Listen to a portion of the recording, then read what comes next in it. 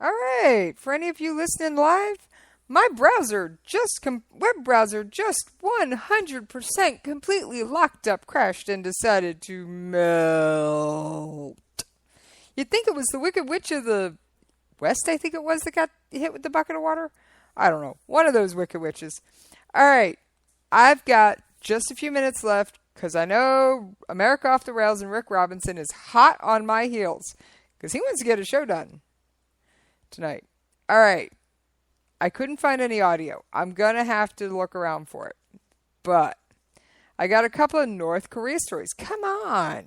What is an episode of Jessies POV without a North Korea story? No, I know I wasn't done with Russia when things broke down.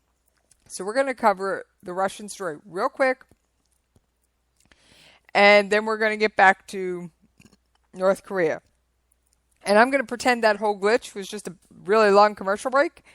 And I'm probably going to pull the audio down and stitch it into an episode and put in the commercials. All right, so we're just going to play along with it tonight and keep on running, right? Isn't that what happens when you're dealing with digital radio? Anything can happen. And it does. All right. Let me see. I might have some audio queued up.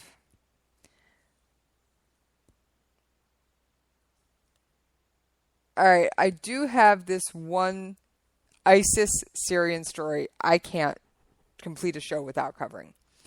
The audio is a little long, but it's terrifying. So I know I'm all over the board tonight. The short version on Russia, the Russian story I've been talking about for 5 minutes. Russia declared a 3-hour daily ceasefire in Aleppo. The UN's going, 3 hours ain't enough to do anything. What are you thinking, Russia? So that's the real short thumbnail version of what's going on there. All right. Now, the audio I've got queued up for you. Has ISIS gotten inside the Syrian rebels the United States is training? And in turn, some ISIS fighters are being trained by U.S. Special Forces. Oh, yeah. All right. I got this audio off from CBS. Let's take a listen. Important story today. The commander of the U.S.-led coalition says that ISIS is losing fighters every day. Lieutenant General Sean McFarland said 45,000 ISIS fighters have been killed in Iraq and Syria in 2 years of bombing. U.S. Special Forces are also on the ground in Syria, and for the first time, we have extensive video of them training local soldiers to fight ISIS. The trouble is, the video came from ISIS itself. Here's Charlie Daggett. The ISIS propaganda video says these are U.S.-backed Syrian rebels headed toward the ISIS stronghold of al-Bukamal before they're stopped short by a hail of gunfire and forced to retreat.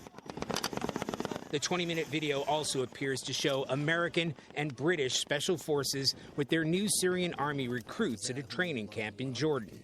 We have blurred their faces to protect their identities, but ISIS has not. That's fine. You can start over. One scene shows a blonde man described as an American coaching a Syrian fighter on how to speak in front of a camera.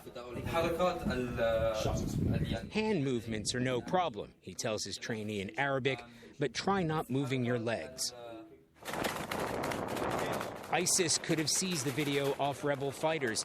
More worrying is that it could have been the work of an insider, says CBS national security analyst Fran Townsend. In other words, has ISIS been able to penetrate Syrian rebel forces and get inside to one of these training camps?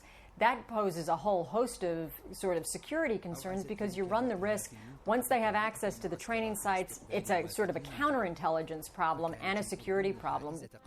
The new Syrian army has been America's latest hope in fighting ISIS on the ground, specializing in counterterrorism and given the weapons and equipment to do it.